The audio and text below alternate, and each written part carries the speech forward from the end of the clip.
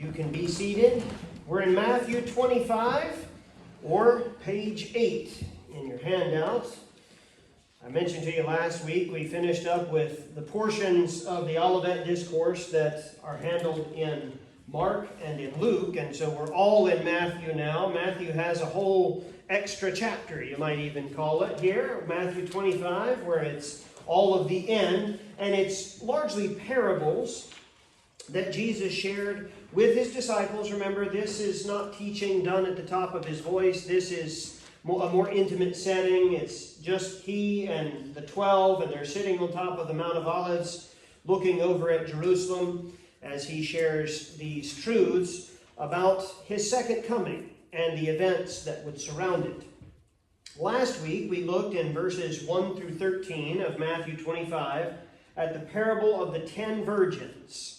And remember, to a casual observer, they all look the same. But when the event that they were all waiting for, when the groom arrived, there was a difference. The difference was 5 were prepared and 5 were not. 5 felt that they could wait to prepare until the time when the groom arrived, and that proved to be their undoing. This evening, Jesus just directly goes into another parable. Look with me at verse 14, and we'll start with the parable of the talents. Which, by the way, let me mention, there is another similar parable to this that's found in the Gospel of Luke. But they're not two renditions of the same. They are distinctly different. They would have been given several days apart. Both would have been given in the Passion Week, but a little bit of time between them. Verse 14, "For the kingdom of heaven is as a man traveling into a far country, who called his own servants and delivered unto them his goods." Let me give you right off the beginning, you can surmise this already, but the man who's traveling into a far country represents Jesus. And the servants represent professed believers. Now, the operative word in that sentence is professed believers. And you need to keep that in mind, because you'll see, and I'm probably not telling you something you don't know, if you read the whole parable, they're not all genuine believers.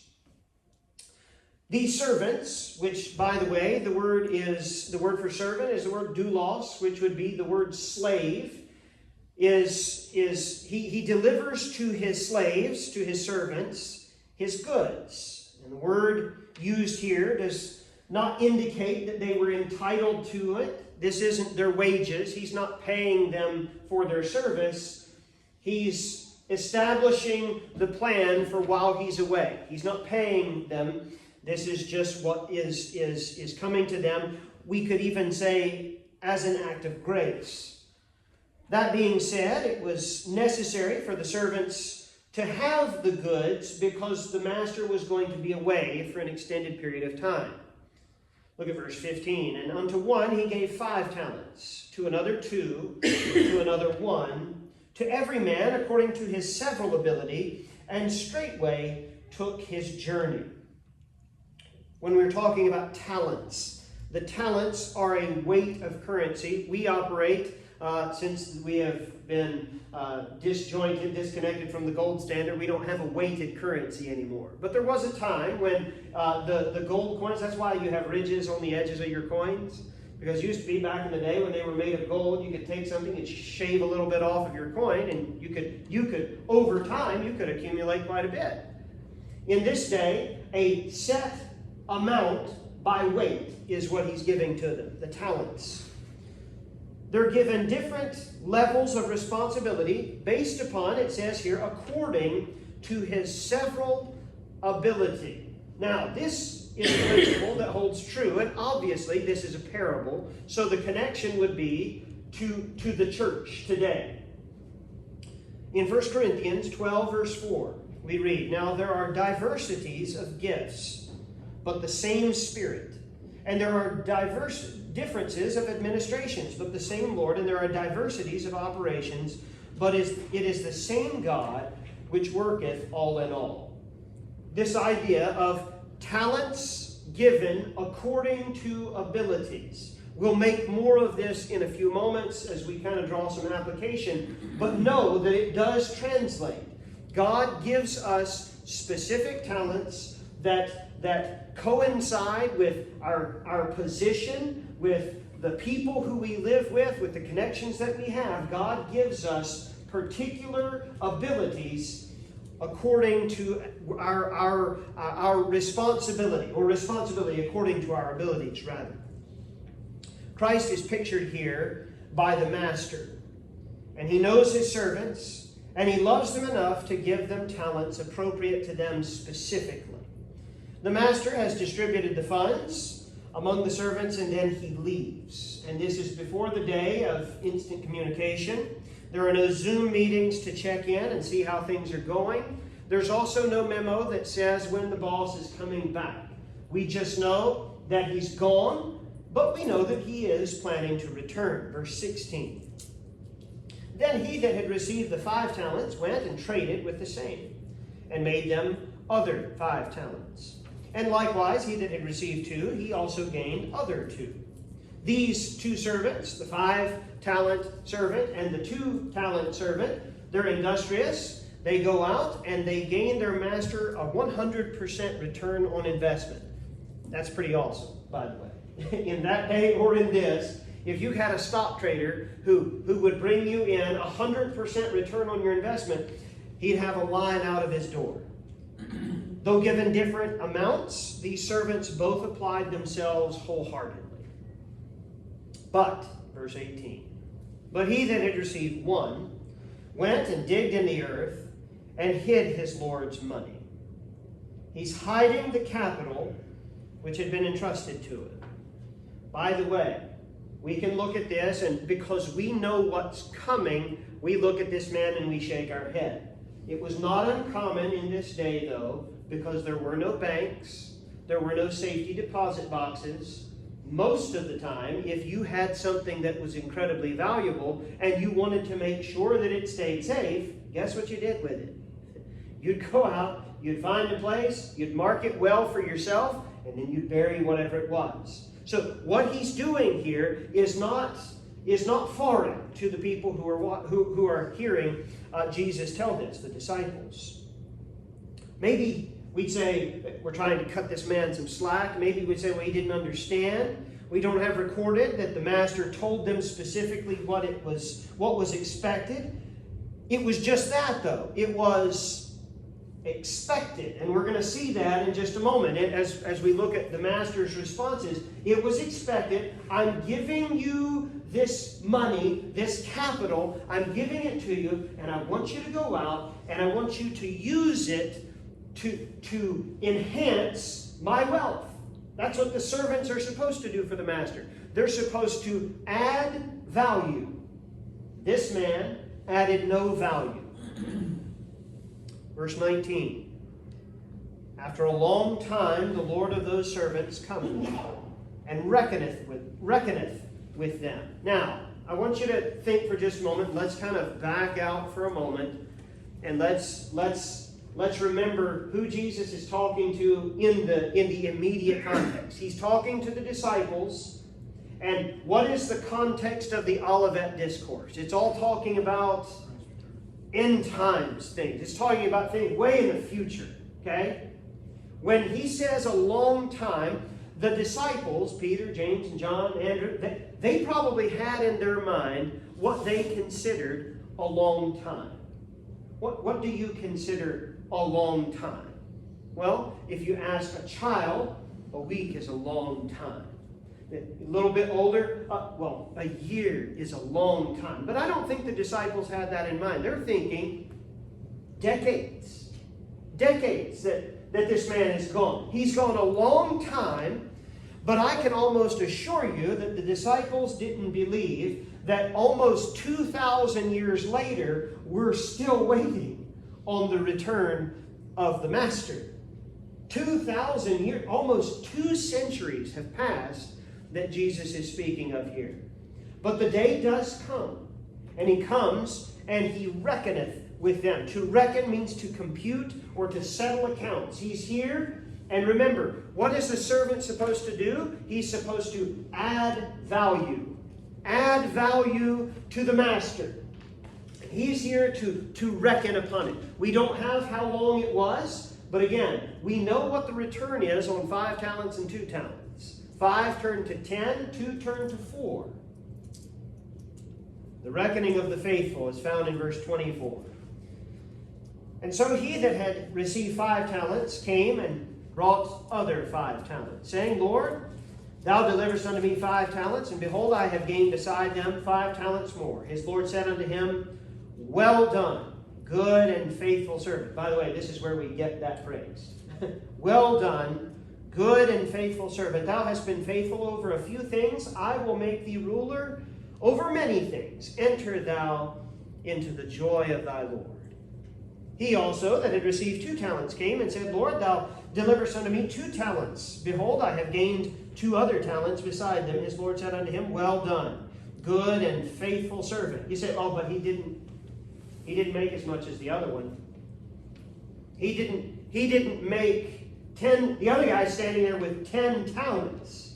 This guy's standing there with 4 talents. Right? And what does the master say to him? Well done, good and faithful servant. Meaning that the master is not comparing the servants to each other in their faithfulness. He's looking for value added and their faithfulness to the job that he gave to them. To them. Well done, good and faithful servant. Thou hast been faithful over a few things. I will make thee ruler over many things. Enter thou into the joy of thy Lord. The servant with 5 talents and 2 talents did just what they were supposed to do. Now, I'm gonna take some of the luster off of this for you with another passage. What did 5 talents do and 2 talents do? They did what they were supposed to do. Listen to Luke 17:7. This is Jesus speaking. He says, But which of you, having a servant plowing or feeding the cattle, will say unto him by and by, when he is come from the field, Go and sit down to meat? And will not rather say unto him, Make ready wherewith I may sup, and gird thyself and serve me till I have eaten and drunken, and afterward thou shalt eat and drink. Doth he thank that servant because he did the things that were commanded him? I trow not, or I think not. So likewise, here it is. So likewise ye, when ye shall have done all those things which are commanded you, say, We are unprofitable servants. We have done that which was our duty to do. What is a servant supposed to do? A servant is supposed to add value to the master. And if he does that, that's what he's supposed to do.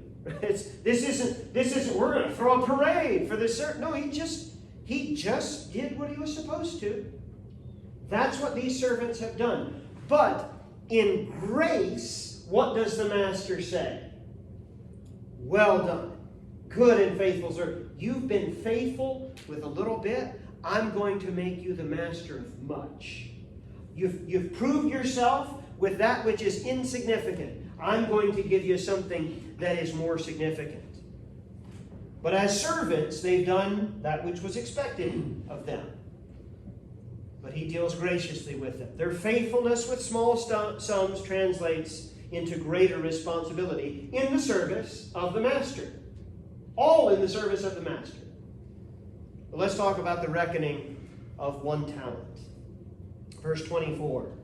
Then he which had received the 1 talent came and said, Lord, I knew thee that thou art an hard man, reaping where thou hadst not sown, gathering where thou hadst not strawed, and I was afraid and went and hid my talent in the earth. Lo, there thou hast, that is thine. The third servant has been watching the other 2, and no doubt he kind of has an idea of how this is going to go. He's been watching them. Now he comes in. He's convicted of his lack of industry on the part of his master. But you wouldn't know it, because as he comes up to the master, he starts right in with insults and excuses. I'd never seen this until studying this passage this time, What does he say? First off, he calls his master a hard man. The word hard means fierce, means harsh or severe. You're a hard boss. Is he a hard boss? Look at how he dealt with 5 talents and 2 talents. Is he a hard man? Well, he has expectations, but when they're met, boy, talk about grace. What he says next. He accuses his master of accumulating his wealth by reaping where thou hast not sown and gathering where thou hast not strawed. There are 2 ways that you can take this. One is theft. What do you call someone who harvests the field that they haven't planted? You call them a thief, particularly if they take the crop. The other possibility is that he's kind of belittling the master by pointing out that he profiteers off of the work of his servants. You get the gain from what we do. We planted the field. You weren't out there sweating. We were. Either way you take it, it's not good. He says that he was spurred by fear. So he took the talent that had been entrusted to him and he hid it in the earth and he returns just that 1 talent to his master. I was reading one commentary and they went into a little bit more detail about interest or usury during the time of Rome.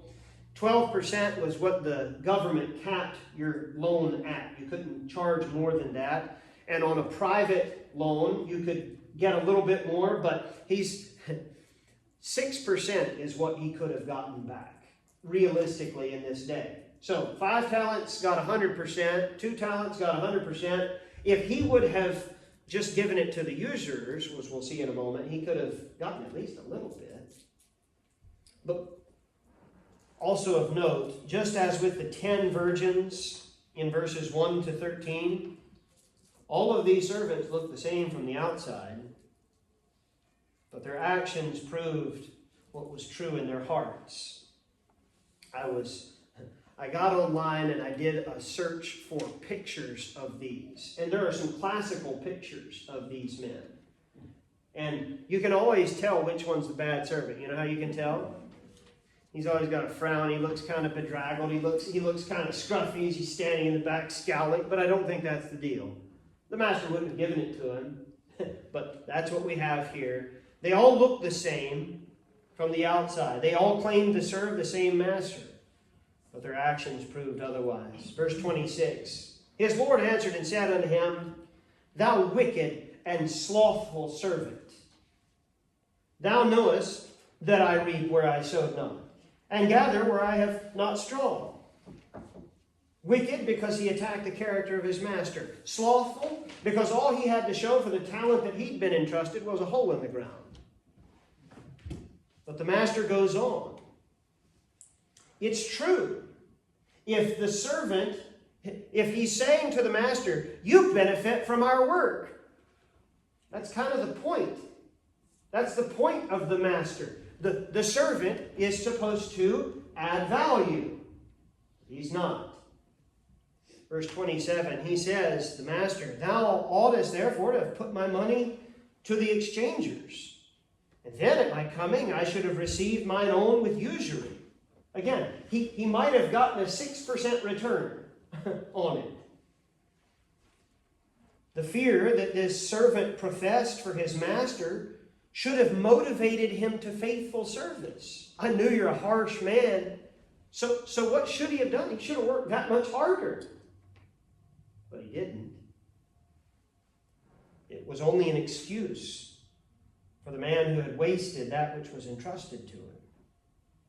So the master pronounces sentence on this unfaithful servant. He says, Take therefore the talent from him, and give it unto him which hath 10 talents.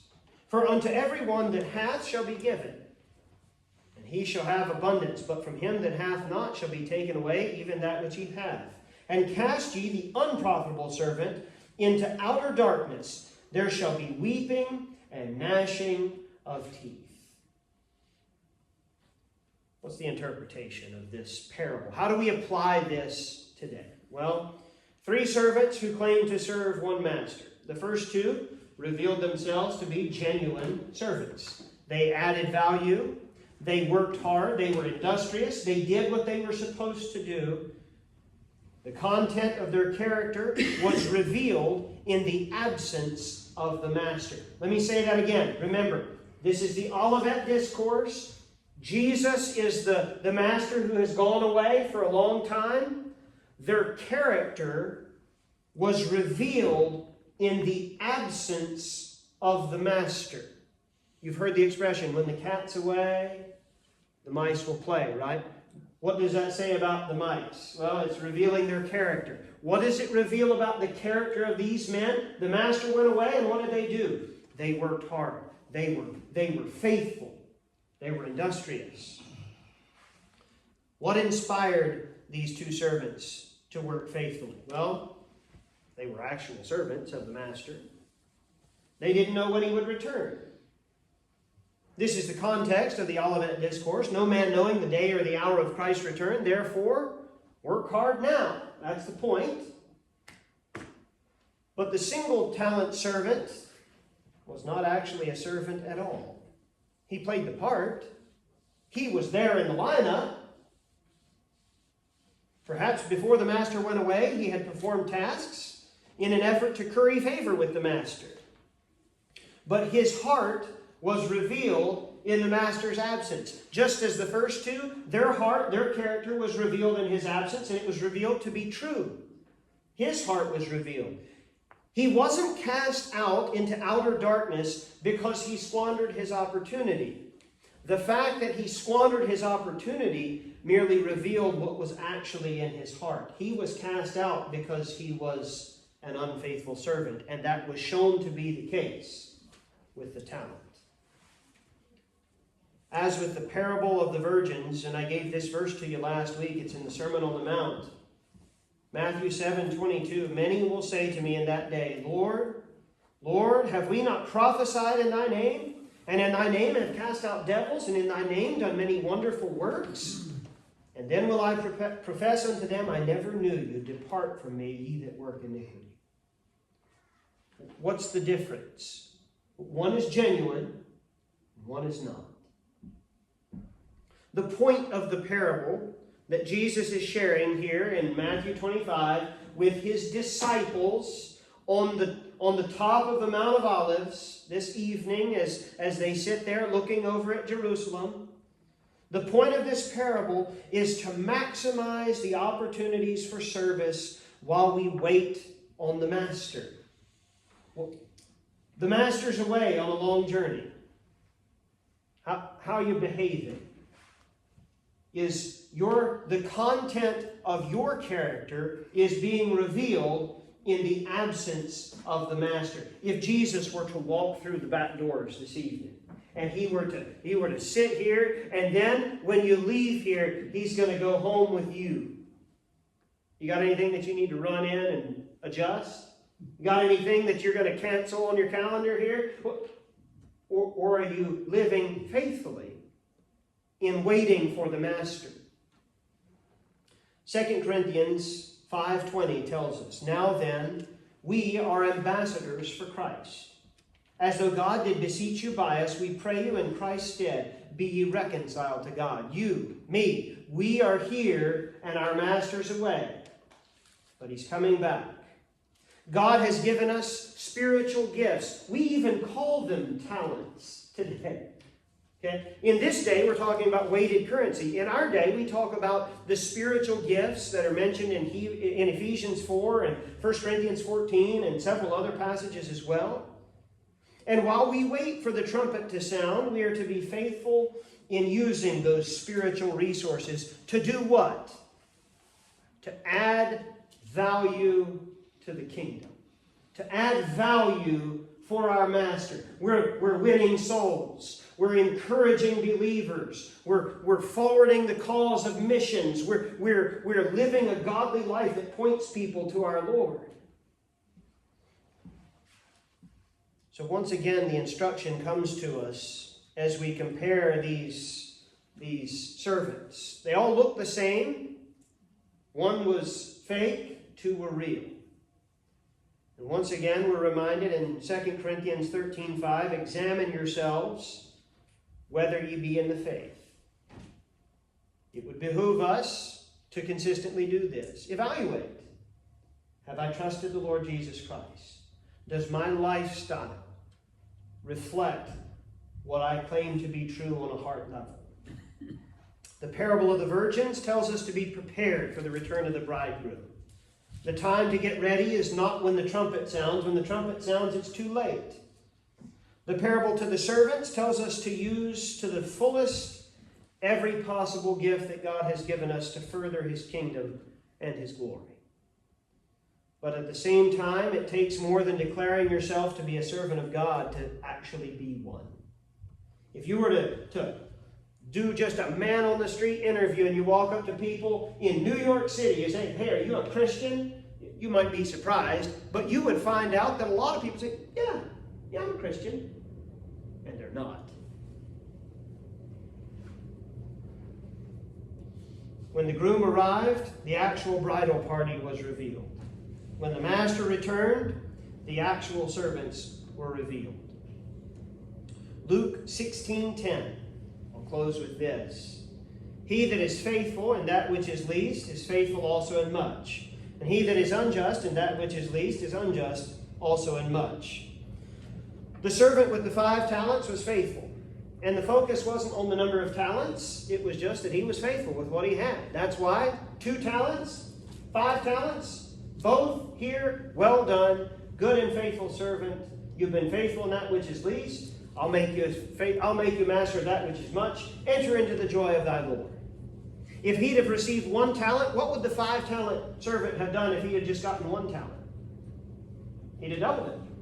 Because that's what he did. It wasn't about the amount of talents. It was about his faithfulness. The same would be true of the 2-talent servant. But sometimes we say, or at least we think in our hearts, we think, well, of course, so-and-so is a faithful servant to the Lord. Look how God has blessed him. If God gave me what he gave so-and-so, I'd be faithful too. But the fact of the matter is that if you're not faithful with what you've got, you wouldn't be faithful if you had more.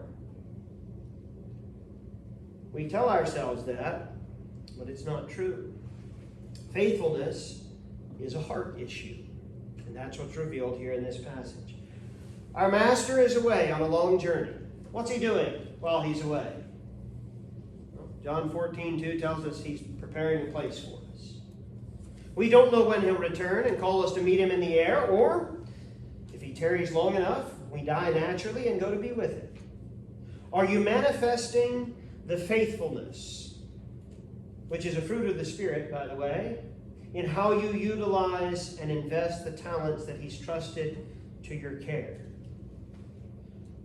Maybe you'd say, to the best, I'm not perfect, but to the best of my ability, I am. I'm using the talents that God has given me. Or maybe you'd say, you know what, as I'm sitting here this evening, I kind of, frighteningly, I identify a little bit with the guy who hid his talent in the hole. Well, you know what? God's given you more life. You got time to dig the talent up and get busy now. Let's do it. The master's coming. We don't know when. Faithfulness in our opportunities is the message of the talents.